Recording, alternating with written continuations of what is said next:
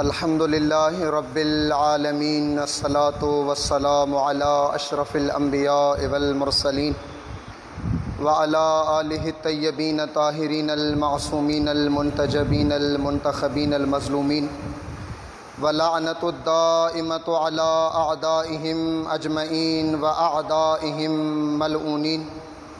اما بعد، فقال اللہ تبارک و تعالی فی کتابہ المجید والفرقان الحمید ولو انہم اقاموا التوراۃ والانجیل وما انزل الیہم من ربہم لاکلوا من فوقہم ومن تحت ارجلہم منہم امۃ مقتصدہ وکثیر منہم ساء ما یعملون۔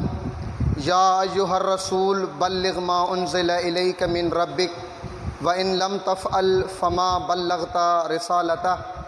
فقال رسول اللہ صلی اللہ علیہ وآلہ من كنت مولاه فهذا علی مولاه۔ فقال اللہ تبارک وتعالی اليوم اکملت لکم دینکم واتممت علیکم نعمتی ورضیت لکم الاسلام دینا۔ صلوات۔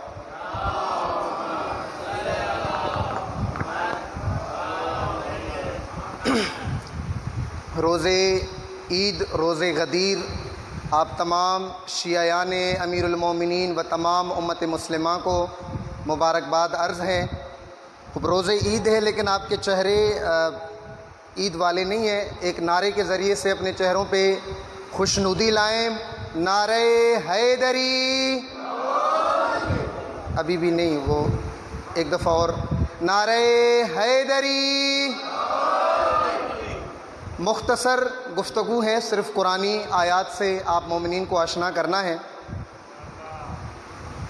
پروردگار نے ایک قانون مقرر کیا ہے، جو قانون آپ کو دنیا کے اندر بھی نظر آتا ہے۔ ایک عام قانون ہے کہ چیز جو بناتا ہے اس چیز کو استعمال کرنے کا طریقہ بھی وہی بتاتا ہے۔ آپ ایک چھوٹا سا موبائل لیتے ہیں، 1500 روپے تک کی اگر میں بات کروں یا 15,000 تک کی میں بات کروں، تو ساتھ آپ کو اس موبائل کے اس باکس کے اندر آپ کو ایک چھوٹی سی کتاب بھی ملتی ہے۔ توجہ فرما رہے ہیں آپ؟ اس کتاب کے اندر، یہ آنا جانا بند کریں، بٹھائیں ان کو ایک جگہ پر، صلوات پڑھیں محمد و آل محمد۔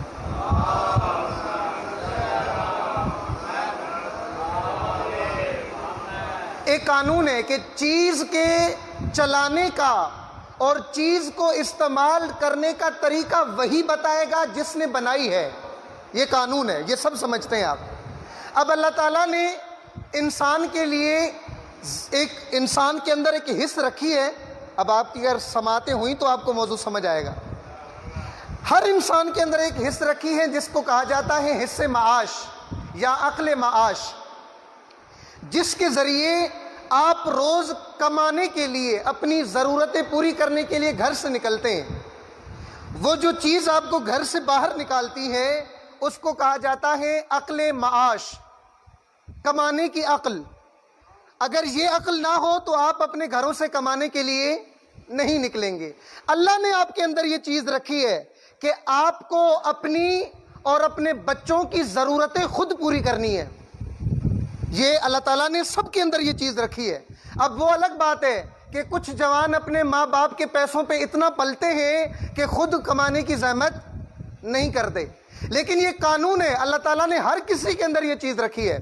اب اگر یہاں تک آپ میرے ساتھ آ گئے ہیں تو تھوڑا سا میں آپ کو آگے لے چلتا ہوں۔ اب اگر یہ کنڈیارو شہر ہے، چھوٹی سی مثال دیتا ہوں میں آپ کو۔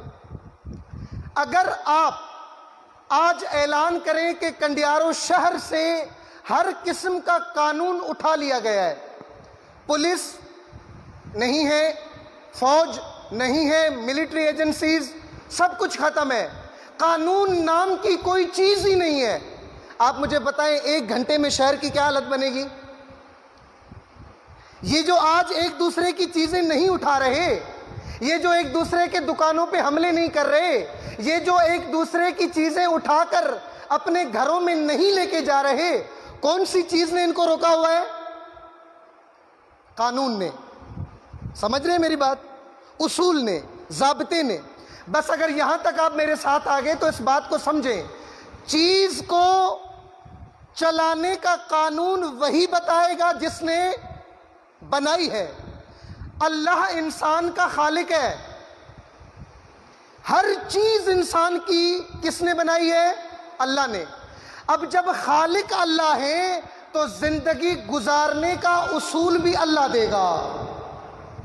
زندگی گزارنے کا قانون کہاں سے لیں گے ہم؟ کیونکہ اللہ سے علاوہ کہیں سے بھی قانون لیا شرک ہے. اللہ کو چھوڑ کر قرآن کریم کی آیت ہے، الم تر الی الذین یزعمون انہم آمنوا بما انزل الیک وما انزل من قبلک یریدون ان یتحاکموا الی الطاغوت.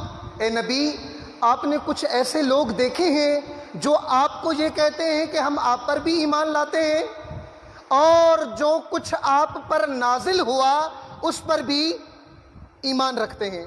لیکن یہی جو آپ کو کہتے ہیں کہ ہم آپ پر بھی ایمان رکھتے ہیں، آپ کے اوپر جو چیزیں نازل ہوئی ہیں ان پر بھی ایمان رکھتے ہیں، یہی لوگ قانون پوچھنے طاغوتوں سے جاتے ہیں. قانون کہاں سے لیتے ہیں؟ طاغوتوں سے. سورہ نساء کی آیت نمبر 100 پڑھ رہا ہوں آپ کی خدمت میں. اے نبی، آپ کے سامنے آ کے کہتے ہیں کہ ہم آپ کو بھی مانتے ہیں، اللہ کو بھی مانتے ہیں، اور اللہ نے جو ہمیں زندگی گزارنے کے قانون بتائے ہیں اس کو بھی جانتے ہیں. لیکن ظاہری طور پر قانون لینے کے لیے کس کے پاس جاتے ہیں؟ طاغوتوں کے پاس. طاغوت کا جملہ میں نے وضاحت کی ہے. طاغوت وہ انسان جو اللہ کے نمائندے کو ہٹا کر وہاں بیٹھ جائے. وہ کیا ہے؟ سب بتائیں مل کر، کیا ہے وہ؟ یعنی وہ جگہ جو اللہ نے اپنے بندے کے لیے بنائی ہے کہ یہاں پہ میرا بندہ بیٹھے گا، میرا مقرر کردہ نبی یا میرا مقرر کردہ امام بیٹھے گا. یہاں پر امام یا نبی کو ہٹا کر جو بھی وہاں بیٹھے وہ طاغوت ہے. قرآن کی نظر میں کیا ہے؟ طاغوت ہے. اب یہاں تک آپ کو یہ بات سمجھ آ گئی کہ قانون کس سے لینا ہے؟ کس سے؟ قانون بھی اللہ دے گا اور زمین پر قانون چلانے کا حاکم بھی اللہ دے گا. اگر اللہ سے ہٹ کر حاکم لیا اور اللہ سے ہٹ کر قانون لیا، دونوں میں شرک ہے.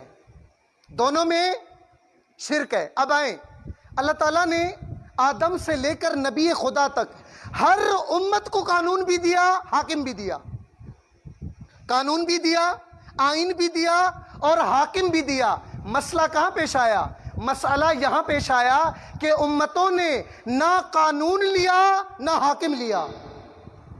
قرآن کریم کی آیت، یہی آیت جس کو آپ آیت ولایت کہتے ہیں نا، اس آیت سے پہلی آیت کیا ہے اور اس آیت کے بعد والی آیت کیا ہے؟ سماعتیں میرے ساتھ ہیں؟ سب مجھے سن رہے ہیں؟ صلوات پڑھیں محمد و آل محمد پہ.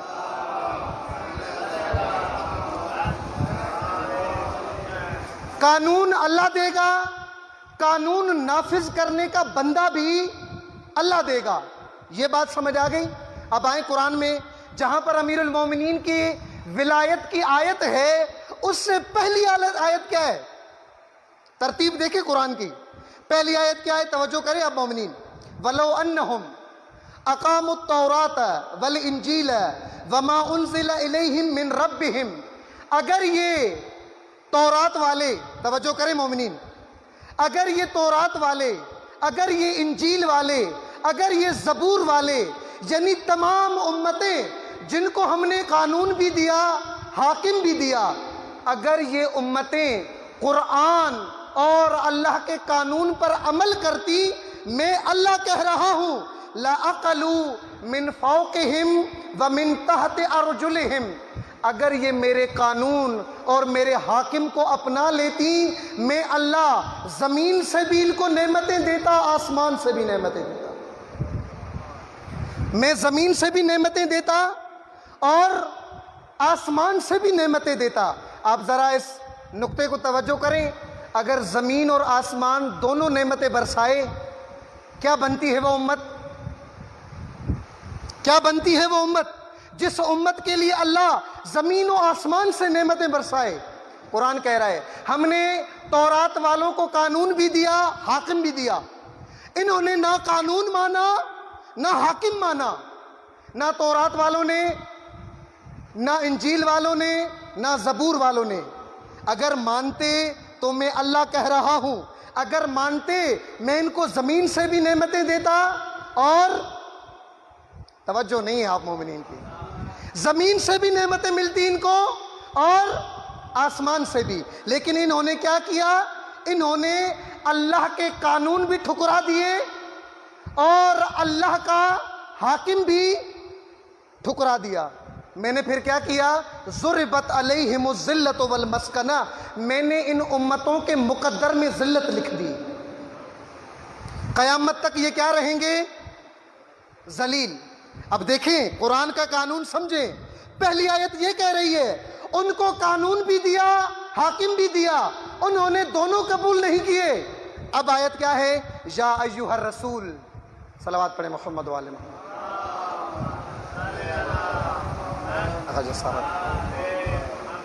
اجازت ہے، ہم نے قانون بھی دیا اور قانون کو نافذ کرنے والا امام بھی دیا، انہوں نے نہ قانون لیا نہ امام لیا۔ اب وہ آیت پہلے ہے، اس کے بعد والی آیت کیا ہے؟ یا ایھا الرسول بلغ ما انزل الیک من ربک۔ مجھے نہیں معلوم آپ کو وہ ترتیب سمجھ آئی یا نہیں آئی۔ اوپر کہا کہ ہم نے تورات والوں کو تورات، انجیل، زبور، یعنی ان تمام قوموں کو قانون و حاکم دیے، انہوں نے عمل نہیں کیا، نہ قانون پر نہ امام پر۔ اگر عمل کرتے لَأَكَلُوا مِن فَوْقِهِمْ وَمِن تَحْتِ أَرْجُلِهِمْ، اگر یہ اللہ کا حاکم اور قانون لے لیتے، زمین سے بھی نعمتیں آسمان سے بھی نعمتیں۔ اب یا ایھا الرسول بلغ ما انزل الیک من ربک، اب ان کو تو ہم نے دیا، انہوں نے قبول، اب ان کو آپ پہنچا دیں، ان کو آپ پہنچائیں۔ کیا؟ بلغ ما انزل الیک من ربک، اللہ نے اس قانون دینے کے بعد جو ان کا امام مقرر کیا ہے، آپ ان کو وہ امام بتا دیں۔ آپ کا کام کیا ہے؟ ان کو وہ امام بتا دو۔ گزشتہ امتوں کو قانون اور امام دیا، انہوں نے نہیں مانا، ضربت علیہم الذلۃ والمسکنہ۔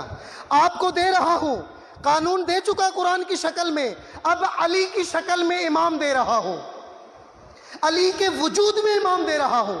آگے وَإِن لَمْ تَفْعَلْ، اگر یہ کام نہ کیا فَمَا بَلَّغْتَ رِسَالَہ۔ اب آئیں قرآن میں ایسا لہجہ کہیں ڈھونڈ کے دکھائیں آپ۔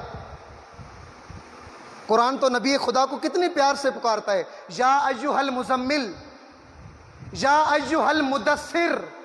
کہیں پر بھی نبی کا نام محمد نہیں لیا گیا، اگر لیا گیا تو ساتھ رسول کہا گیا، اکیلا محمد نام کہیں پر بھی نہیں ہے قرآن میں۔ بلکہ کیا کہا؟ وما محمد الا الرسول، ما کان محمد ابا احد من احد رجالکم، آپ میں سے کسی کا بھی، یعنی جہاں پر بھی نام لایا ساتھ رسول۔ لیکن یہاں پر لہجہ دیکھیں قرآن کا، یا ایھا الرسول بلغ ما انزل الیک من ربک وَإِن لَمْ تَفْعَلْ فَمَا بَلَّغْتَ رِسَالَہ۔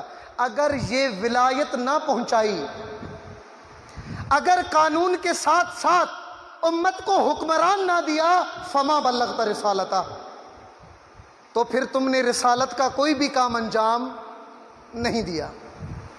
کیوں؟ اس کی وجہ ہے، وجہ یہ ہے کہ اگر ایک انسان اپنی پوری زندگی کے اندر، مثال دے رہا ہوں آپ کو، ایک بہترین بلڈنگ بنائے، ایک بہترین عمارت بنائے، لیکن اپنے بعد وہ عمارت نااہلوں کو دے کر جائے، تو یہ نااہل اس عمارت کو کل عدم کر دیتے ہیں، جیسے تھی ہی نہیں، جیسے تھی ہی نہیں۔ اب اے نبی، آپ نے اس امت کو ضلال مبین سے نکال کر امت خیر بنایا ہے، اگر وارث قابل نہ دے کر گئے، اگر وراثت اہل لوگوں کے ہاتھوں میں نہ گئی، تو پھر نتیجہ کیا نکلے گا؟ نتیجہ ایسا ہی ہے جیسے تم نے کچھ کیا ہی نہیں۔ روایات میں کہ جب یہ آیت قرآن کریم میں اس آیت کو ہم پورا کر لیں، وَإِن لَمْ تَفْعَلْ فَمَا بَلَّغْتَ رِسَالَتَهُ وَاللَّهُ يَعْصِمُكَ مِنَ النَّاسِ، لوگوں سے نہ ڈرو بلکہ اللہ سے ڈرو۔ یہ نبی خدا جو سینہ ٹھان کر جنگوں میں کھڑا ہوتا تھا، جس کے بارے میں امیر المومنین علی بن ابی طالب دلیر شجاع فرماتے ہیں کہ جب بھی جنگ کے دوران ہمیں خوف محسوس ہوتا تو ہم دوڑ کر نبی خدا کے پاس چلے جاتے، کیونکہ ہمارے لیے امان نبی تھا۔ یہ نبی، یہ اتنا دلیر نبی کہ علی جیسا امام کہہ رہا ہے کہ میں جنگ کے خوف کے عالم میں جا کر رسول خدا کے پاس بیٹھ جاتا تھا اطمینان کے لیے، اس نبی کو کیا خوف ہے؟ توجہ کر رہے ہیں آپ؟ امیر المومنین نے نہج البلاغہ میں وہ خوف بتایا ہے کہ یہ جو قرآن نے کہا ہے کہ واللہ یعصمک من الناس، اللہ لوگوں کے خوف سے تمہیں بچائے گا، آپ ولایت کا اعلان کر دیں، لوگوں سے نہ ڈریں۔ کیا خوف تھا؟ امیر المومنین فرماتے ہیں کہ رسول خدا کو میدان غدیر میں وہی خوف تھا جو خوف حضرت موسیٰ کو جادوگروں کے سامنے عصا پھینکتے وقت تھا۔ جو خوف حضرت موسیٰ کو جادوگروں کے سامنے عصا پھینکتے وقت تھا، وہی خوف رسول خدا کو میدان غدیر میں تھا۔ کیا خوف تھا؟ حضرت موسیٰ کو خوف یہ تھا، توجہ کریں مومنین، کہ میں دکھاؤں گا معجزہ، توجہ، باقی دکھائیں گے جادو، فیصلہ لوگوں کے ہاتھ میں ہے۔ فیصلہ کرنے والا کون ہے؟ عوام۔ اب کہیں ایسا نہ ہو کہ میرے معجزے کو بھی یہ جادو کہہ بیٹھے، کیونکہ جادو اور ہے، معجزہ اور ہے۔ حضرت موسیٰ اس وجہ سے ڈر رہے تھے کہ یہ جو جاہل عوام ہے، یہ جو عوام الناس کل انعام ہے، ایسا نہ ہو کہ میرے معجزے کو یہ جادو سمجھ بیٹھیں۔ نبی خدا کو خوف کیا تھا کہ میں اعلان کر رہا ہوں امامت کا، میں اعلان کر رہا ہوں نائبیت کا، میں اعلان کر رہا ہوں میرے بعد امت کے لیے نظام حکومت کا۔ کہیں ایسا نہ ہو کہ میرے اس اعلان حکومت کو امت دوستی کا اعلان نہ سمجھ بیٹھے۔ میں اعلان حکومت کر رہا ہوں، امت اس اعلان کو اعلان حکومت نہ سمجھ بیٹھے۔ اس سے اگلی آیت، توجہ کریں مومنین، آیت ولایت کے بعد اگلی آیت کیا ہے؟ قرآن کہتا ہے قل یا اہل الکتاب بلغ ما انزل الیک کے بعد کی کیا آیت ہے؟ قل یا اہل الکتاب لستم علی شیء حتی تقیموا التوراۃ والانجیل وما انزل الیکم، اے اہل کتاب اگر تم نے تورات اور انجیل پہ عمل نہیں کیا، لستم علی شیء، تم اللہ کے سامنے کچھ بھی نہیں ہو۔ اب یہ ترتیب مجھے نہیں معلوم کس کو سمجھ آ رہی ہے۔ آیت ولایت سے پہلی آیت کیا کہہ رہی ہے؟ کہ ہم نے گزشتہ امتوں کو قانون بھی دیا، اصول بھی دیے، حاکم بھی دیا، انہوں نے اگر وہ امتیں ہمارے قانون اور اصول کو اپناتی تو اللہ زمین و آسمان سے ان کو نعمتیں دیتا۔ یہ بات کر کے پھر آیت ولایت ہے۔ اس کے بعد کی کیا آیت ہے؟ کہ یا اہل الکتاب لستم علی شیء، اگر اللہ کا قانون زمین پہ نافذ نہ کیا تم کچھ بھی نہیں ہو۔ اور پھر یہ آیت کی کیا ترتیب ہے؟ بلغ ما انزل الیک ہے۔ روایات میں ہے کہ نبی خدا جب امیر المومنین کی ولایت کا اعلان کر چکے، اگلی آیت کیا آئی؟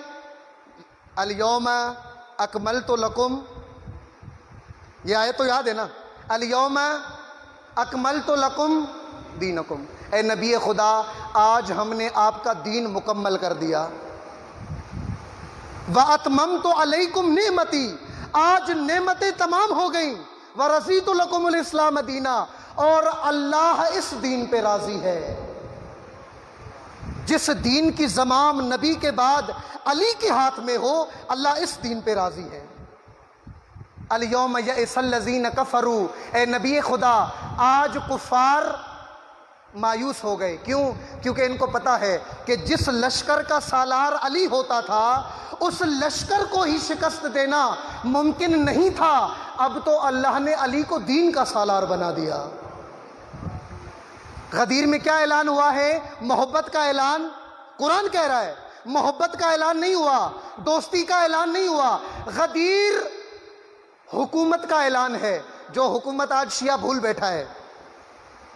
غدیر میں قبلہ صرف غدیر میں آج غدیر، اب توجہ کریں یہ نقطہ جن کو سمجھ آئے ان کے لیے عرض کر رہا ہوں. ہماری بنیاد کیا ہے غدیر؟ کہ قانون بھی اللہ کا اور حاکم بھی اللہ کا. سارا جھگڑا اسی بات پہ ہے نا. کیوں نہیں مانتے ان کو؟ کیونکہ ان کو اللہ نے حاکم مقرر نہیں کیا. شیعہ کی بنیاد غدیر ہے. غدیر بنیاد ہے شیعہ کی. یعنی اللہ کا نظام ہوگا اور حکومت کرنے والا بندہ بھی کس کی طرف سے ہوگا؟ اللہ کی طرف سے ہوگا. جناب زہرا مدینے کی گلیوں میں کھجور کے درختوں کے لیے نہیں گئی تھی. فدق ایک بہانہ تھا نکلنے کا. اصل امت کو غدیر یاد دلانے گئی تھی. علی ابن ابی طالب کا فرزند مولا حسین کربلا کے میدان میں کسی اقتدار کی لالچ کے لیے نہیں گئے تھے بلکہ غدیر یاد دلانے گئے تھے. اور امام مہدی واپس آ کر ظہور کے بعد کیا کریں گے؟ پرچم غدیر نافذ کریں گے. شیعہ اسی چیز کا نام ہے. آئیڈیالوجی ہے ہمارے پاس.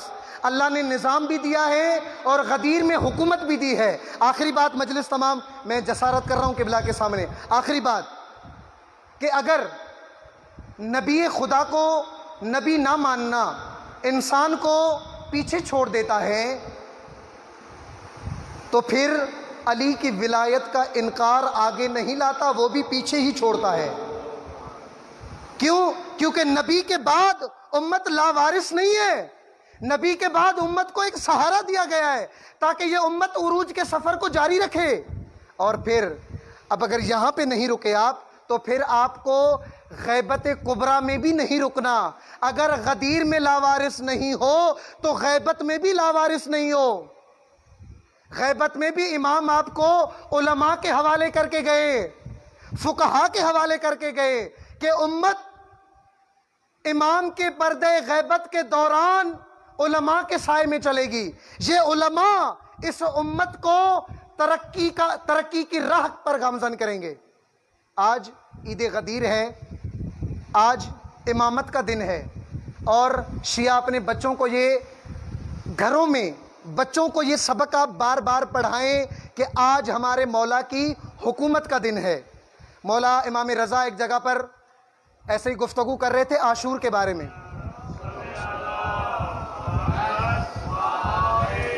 جب امام نے گفتگو طویل کر دی تو ایک صحابی نے پوچھا کہ مولا جہاں پر بیٹھتے ہیں وہاں پر غدیر، وہاں پر عاشور، جہاں پر بیٹھتے ہیں آپ وہاں عاشور کا تذکرہ چھیڑ دیتے ہیں آپ، کیا وجہ؟ امام نے فرمایا انسیتم العاشور کما نسیتم الغدیر، کیا تم عاشور کو بھی ایسے ہی بھلا دینا چاہتے ہو جیسے تم نے غدیر بھلا دی؟